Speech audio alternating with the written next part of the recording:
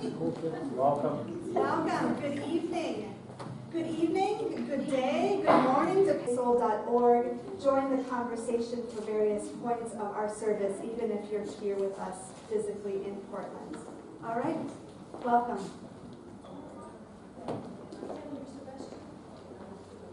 Welcome to Sunday Soul, a joint worship collaboration between the First Unitarian Church of Portland and the Church of the Larger Fellowship.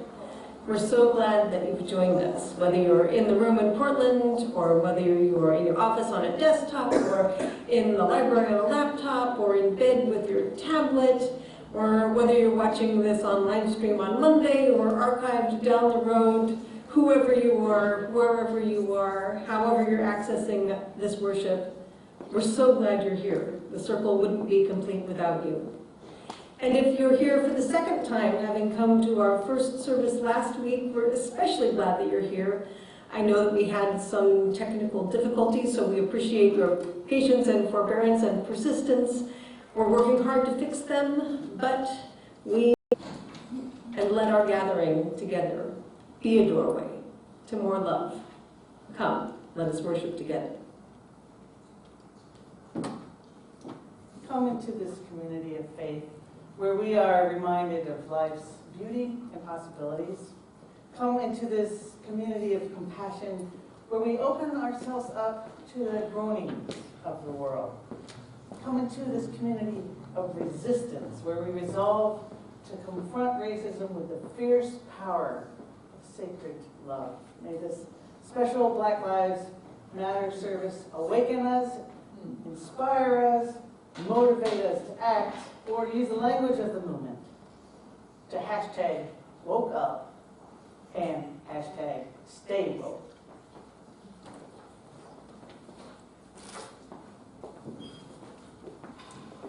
Our gathering forms a community with no geographic edge.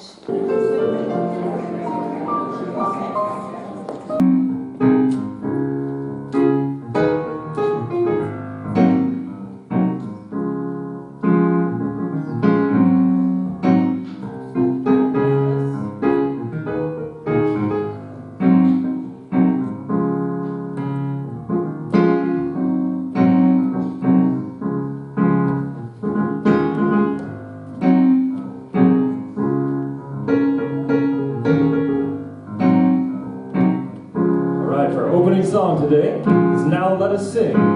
Those of us in Portland won't be able to hear people online singing, but we can all imagine the collective chorus of voices coming together from everywhere. This one's got two parts. I'll start with part A. You can sing along if you know it. It goes like this. Now let us sing, sing, sing, sing. Now let us sing, sing, sing, sing. Lift up your voice, be not afraid. Now let us sing to the power of the faith within. Part B goes like this. Sing to the power of the faith within. Sing to the power of the faith within. Lift up your voice, be not afraid. Sing to the power of the faith within. That's how it goes. You guys ready? Here we go. Now let us sing to the power of the faith within us. Sing to the power of the faith within. Lift up your voice, be not afraid. Sing to the power of the faith within. Now hope to the power of the hope within us. Sing to the power of the hope within. Local and world events which call upon us to bear witness. In the heart of love and in the spirit of prayer, I invite you now to share your joys or sorrows in the chat window, to sit quietly, or to light a candle.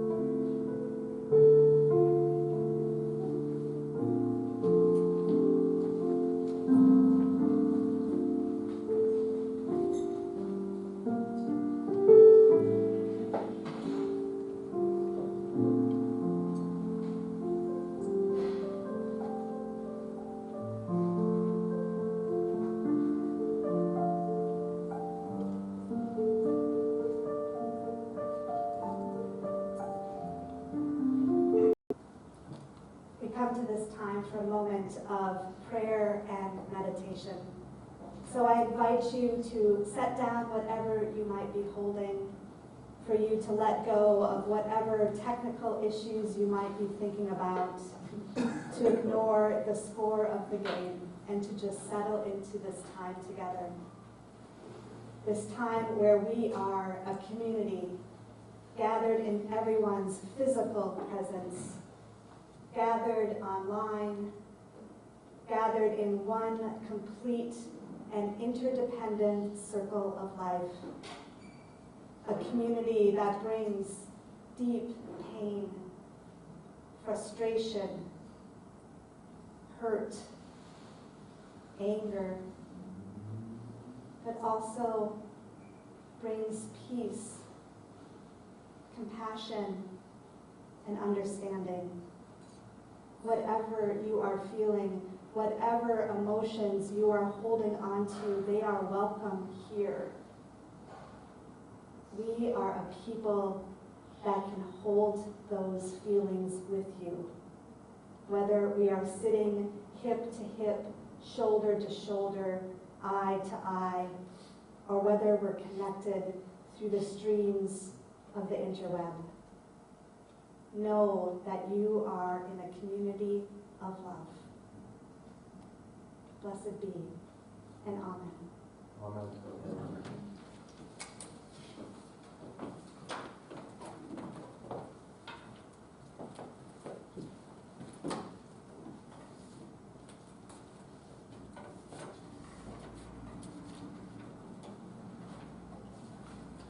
I start with the words from the founders of the Black Lives Matter movement, Patrisse Cullors, Opal Tometi, and Alicia Garza. Black Lives Matter is an ideological and political intervention in a world where Black lives are systematically and intentionally targeted for demise. It is an affirmation of Black folks' contributions to this society, to our humanity, and to resilience in the face of deadly oppression. We are committed to embodying and practicing justice, liberation, and peace in our engagements with each other. We are committed to acknowledging, respecting, and celebrating differences and commonalities. We are committed to practicing empathy. We engage comrades with the intent to learn about and to connect with their contexts. We are committed to collectively, lovingly, and courageously working vigorously for freedom and justice for Black people, and by extension, all people. As we forge our path, we intentionally build and nurture a beloved community that is bound together through the beautiful struggle that is restorative and not depleting. The message that says that Black like having their lives interrupted. They don't want protesters blocking up the roads or their shopping centers. They don't want the inconvenience or the noise that comes when protesters enter their universities, their city halls, or their presidential candidate events. No, most people of privilege just want the Black Lives Matter movement to go away. And they want the people associated with this movement to return to the margins, to silence their voices, and comply with business as usual, even as Black folks continue to get shot and killed by police, even as Black communities continue to be destroyed by white gentrification. But the Black Lives movement is not going away. It's just getting started, in fact. Take for example, this spoken word piece that I first heard performed when Trayvon Martin's mom, Sabrina Fulton, she came here to town, and it electrified the audience to hear this poem. And it unleashed a power in this community of Portland that remains with us still today. It's power based in love, but it's also infused with righteous anger, sorrow, and resolve.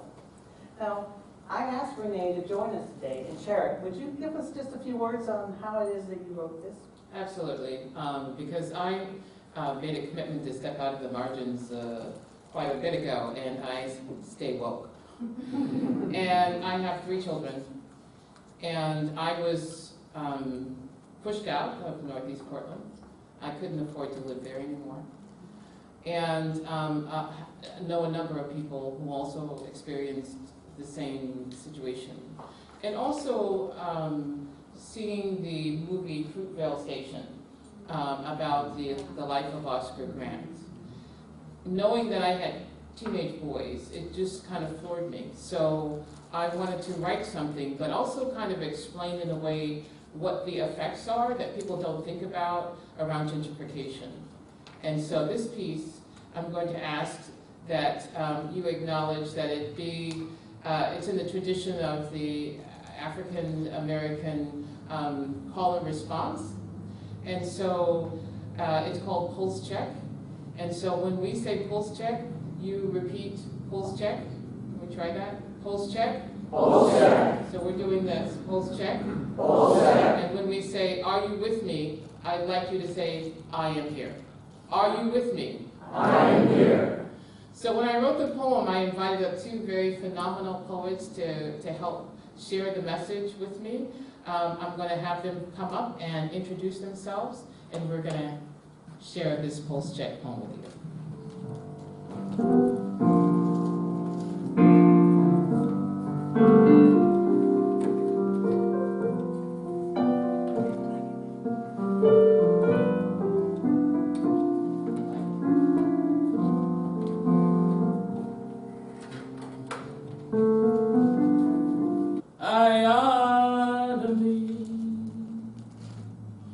Brothers and my sisters, I'm calling out to you, each and every single one of you in this room, because tonight, it's all about us. People of color. And I'm about to lay some issues on the table in full view.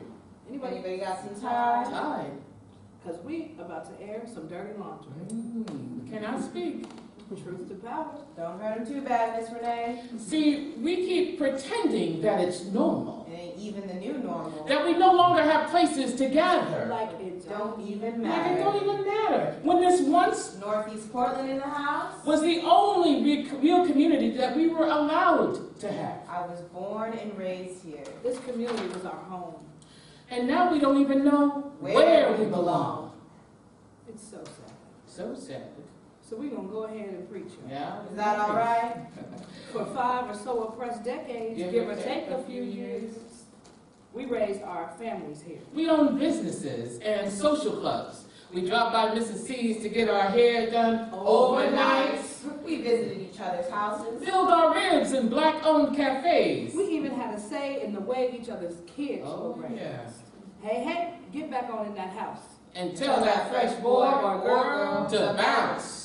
Tax me again and see if I don't pull out my switch. And then tell your mama to beat your behind a second time. Y'all know that's how it went. That's how it went. When black musicians played in black clubs, we danced, flirted, And swooned. And when we needed to rally or protest, we did it in our own unofficial living room. Dawson Park or North Williams Avenue was the spot to be. If you telling our truth, see up the street, Vancouver Avenue Baptist, it registered us to vote. And we kept the Holy Spirit up in there too. Especially after we partied hard at Paul Bell's Cotton Club, listening to that devil's music that adults call rhythm and blues. Black folks lived up the street from our dentist, our doctor, our school teacher. They They was were black and lived nearby too. And we were never too far from the reach of a preacher. a raised fist revolutionary. Or an artist or two. Or free. See, whatever we did or didn't do, it happened on both sides of our streets. We depended on our own social network for decades before the posts, Instagram. the likes, Facebook. the tweets. It was the one place where everybody knew our faces. If you grew up in Portland's black community, pulse check. Pulse check. Are you with me? I am here. Pulse check. Pulse check. Are you with me? I am here. Now our hood wasn't all right. But it wasn't all wrong. And we didn't mind knowing where we belonged. That is, until it was gone. Listen to how Spike Lee tells it. They done Christopher Columbus-sized our hood. Acting like Williams, Mississippi didn't exist till white explorers discovered it And made it all good. Now, what was once a place non-blacks used to fear mostly contains Those who don't look like us, Show no. but look at us with obvious attitude like, what are you doing here? These days, diversity is treated like a rare delicacy, served in bite-sized doses. No second. No thank you. Because too much would be silly. Sure. Whites claim we all are welcome. Oh, we all Obama! We don't see color. Reality check. Wait, not really.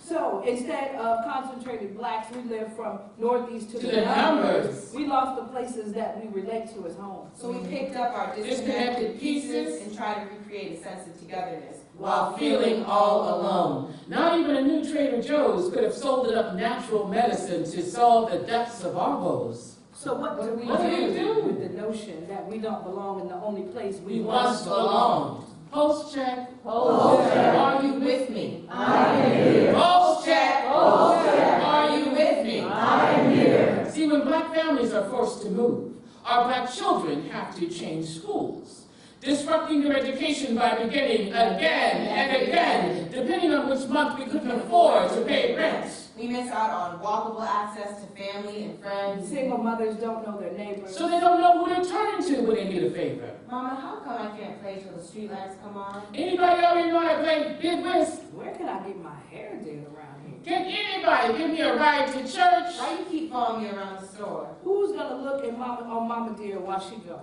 Anybody out there? Anybody? Anybody? Hello? See, rents raise and no community norms. Crime and violence increase. Segregated isolation, lessened hope, no familiarity, no peace. No sense of rhythm to our habits. We're forced to live in cheap housing without parks Or paved streets. We're missing our hair products and corner grocery stores, selling fresh cut pig ears, Tails, and Big C's.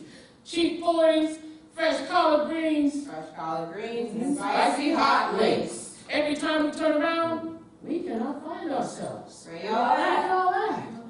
Our memories have been butchered into fresh grief. Pulse check. Pulse check. Are you with me? I am here. Pulse check. Pulse check. Are you with me? I am here. Where in Portland can I find My reflections.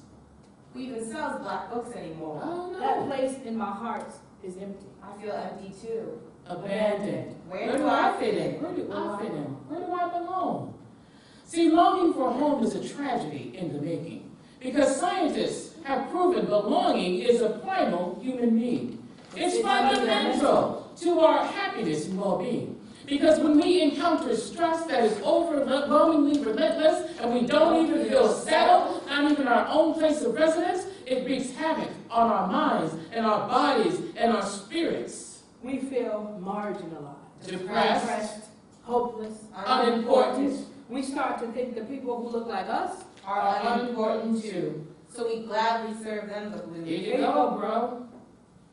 With extra helpings too. And it's not just the boys in blue who kill black bodies. So they taught us well how to kill and shoot. Gang violence assassinates Our black babies too. and our black silence about this deafening. Now swallow that truth. Pulse check. Pulse check. Are you with me? I am here. Pulse check. Pulse check. Are you with me? I am here. Now, some of y'all believe gentrification is not just a multi-layered term for when hipster whites move in Pretending they're on the hunt for diversity. and swiftly change our landscape Racially, economically, even spiritually. Overpopulating our neighborhoods with their bikes, dogs, and Backyard chickens. You know, on MLK, where we used to do poetry and Mac and Doves, there's a cat lounge where people come to pet cats on MLK. See, they also open up trendy restaurants that serve food we can't even pronounce or afford. Coffee shops that also serve dogs and espresso with hemp milk. Oh, Lord. High-efficient condos charge over $2,000 a month just to rent a one-bedroom. And who do you think they're building them for? You know they're building up so high you can't even see the sun. We get distracted, Complacent. and impressed by greedy developers chasing after more wealth. Well, shame on us for overlooking the obvious signs of how gentrification affects our mental health.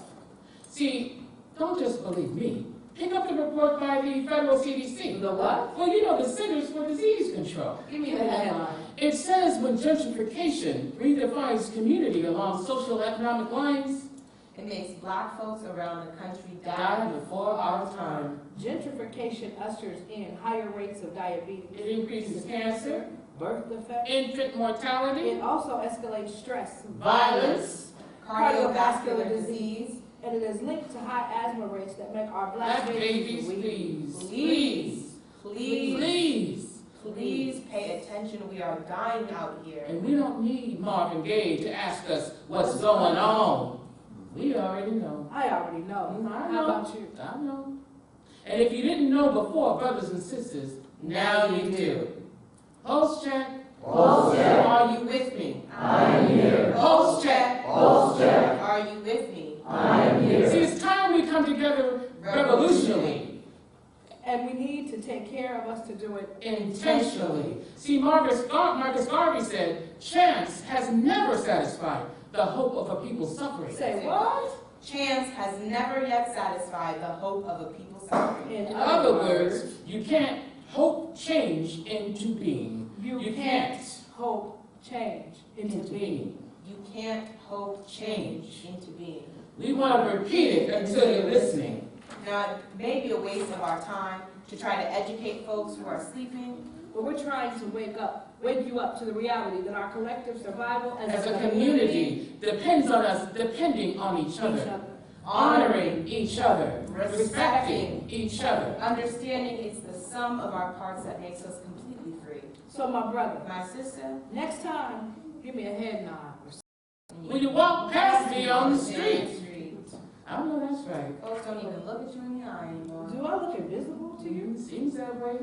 And don't let them be walking with somebody white. I'm not trying to date you, bro. I'm just trying to be nice. Just like in war, when you separate a people, it's easier to kill them off without protest.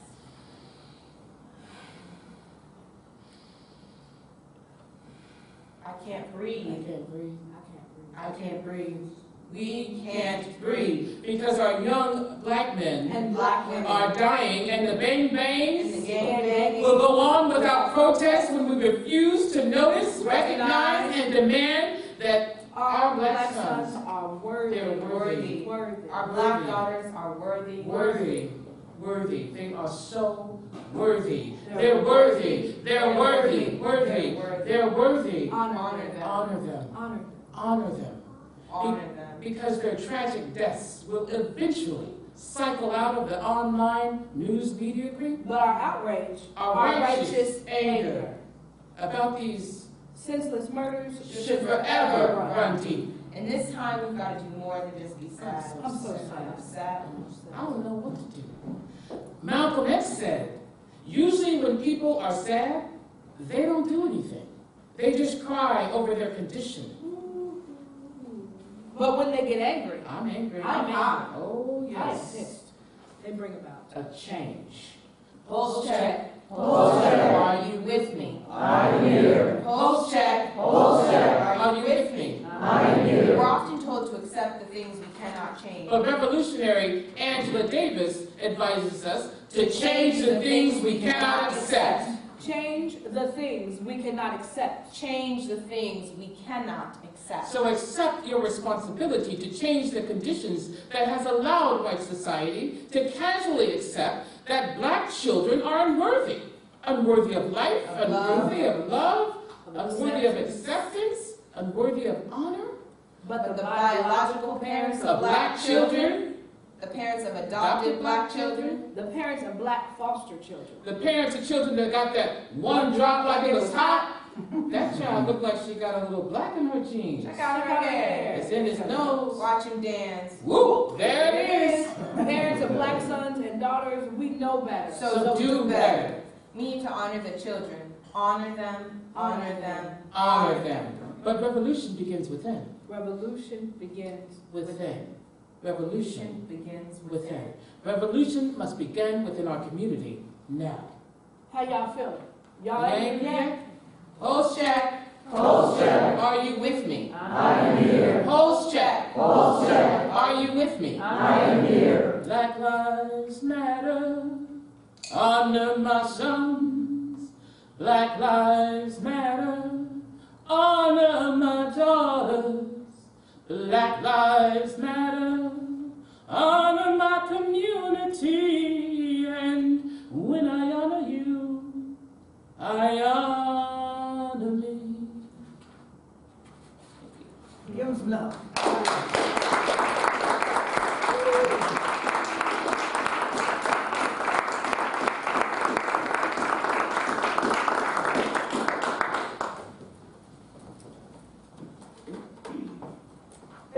Facing these truths, it's not easy, especially for white folks whose lives are often separated from the realities of black folks. And for any of us, really, it's overwhelming to consider the great odds we're facing here. The developers, the police, the politicians, they've all got so much money and power, as well as the assurance that when it comes to the law, it's always on their side. So it's natural to ask, where is God in all of this? But I want you to know that I don't look for God in the tragedies that we're facing. I look for God in our responses to those tragedies. God is not some sort of superhero who's going to swoop down and save us and our children and our communities. No, God doesn't work that way. Nor can we wait for the next civil rights hero to lead us to freedom.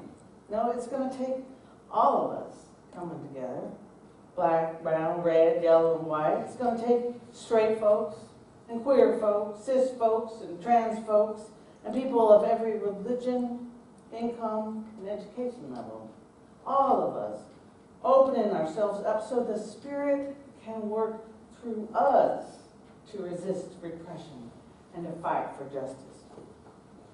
That's where I rest my hope for our future. But don't just take it from me. I'd like to invite Mike Crenshaw to come up now and share his song about superheroes. Let's give Mike our attention. Thank you for inviting me out. And the reason I wrote this song is because, growing up in America, the dominant system is anti-personnel in relation to me and people who look like me, not just currently, but historically. And so when I was a teenager and becoming a young adult, people were getting murdered by police, as we always have in this country, by racist terror and brutality. And there were statistics that showed up that said things like 1 in 4 young black men were either in probation, on parole, or incarcerated.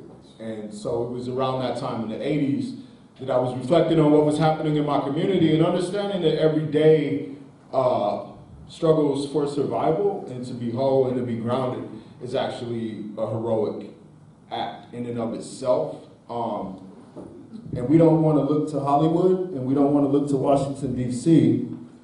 We're going to look to ourselves and each other, and that's what this song is about. It's called Superheroes. And you can let the track play. You can sing along on the hook if you feel it. Yeah. Thinking about all the people that came before me, when I looked up to my mentors, revolutionaries, people in the struggle for freedom. It's our return to step into those shoes. Yeah. Blast off. No dust or bath salts. Mind in the cosmos, feet touch the asphalt. I'm an antenna between heaven and earth. I hear the difference between death and birth. Opposites that existence contradicts conditions. Switch the statistics. White supremacists, police, and addiction.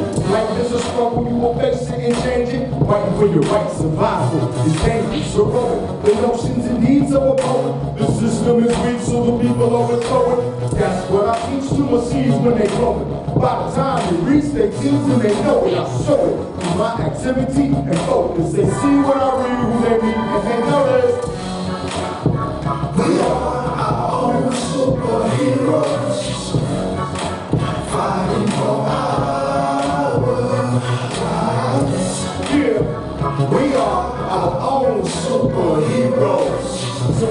everybody is. All power to the people. I'm a super hero. For real. Power to the people. How do they feel? Freedom. That's what I'm here to feel. Fight to win. I do. I'll win. We are our own superheroes. Fighting for our rights. Yeah, we are our own superheroes. So what it is, everybody say it. All power to the people. Thank you.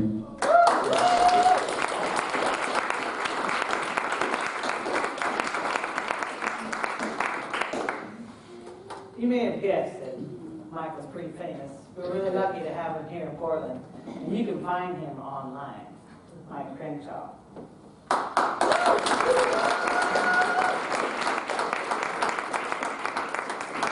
So can you feel the power in this room? Yeah. Can you feel the power in the internet with all the other folks with us? I don't know about you, but it feels to me like we're facing a critical mass in this country. It feels to me as if something monumental is beginning to shift. And it's not just because we've been praying for justice, which we have been doing. No, it's because we've been taking our anger, our broken hearts, and our vision to the streets. And we're not going to let anyone turn us around because we're grounded in spiritual power. We have a street spirituality grounded in love, the greatest power in the universe.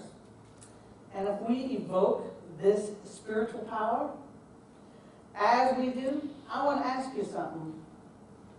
Because we've come to the part of the service where we take some time to reflect, a time to deepen our connection to the ideas that we've shared here today.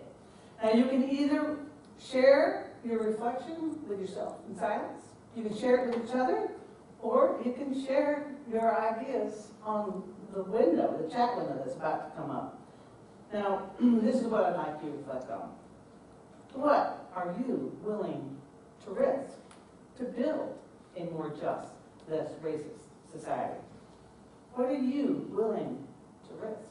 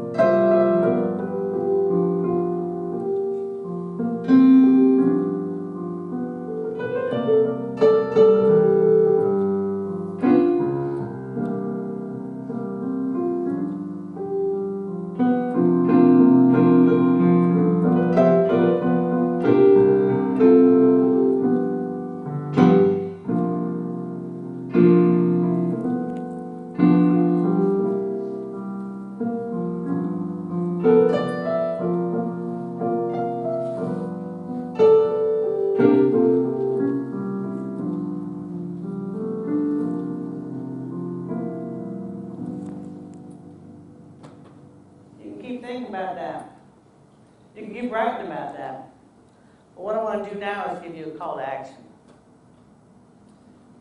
I'm going to give you several. First off, the next time you hear about a Black Lives Matter protest, grab a friend and go to it, even if you don't know what to expect, okay? If you want to know more about it, you can just go to blacklivesmatter.com for more info. And or, the next time you hear about another vigil for another black or brown person needlessly shot and killed by the police, grab a friend and go to it. And or, especially if you're a white person, practice following the black and brown leaders in the events that they organize. We have a lot to learn and unlearn. And lastly, make sure you spend time with your friends and talk about these experiences. For this is how we grow spiritually, and this is actually how we continue to build this movement we've been waiting for. But whatever you choose to do, just remember that a big part of our success will involve grabbing a hold of the immense power of sacred love. Rather than looking to the muzzle of the nation's police bureaus, we choose instead to tap into the power of the holy, that force which gives us life and will never let us go. May this community, here locally and virtually, may we always turn to that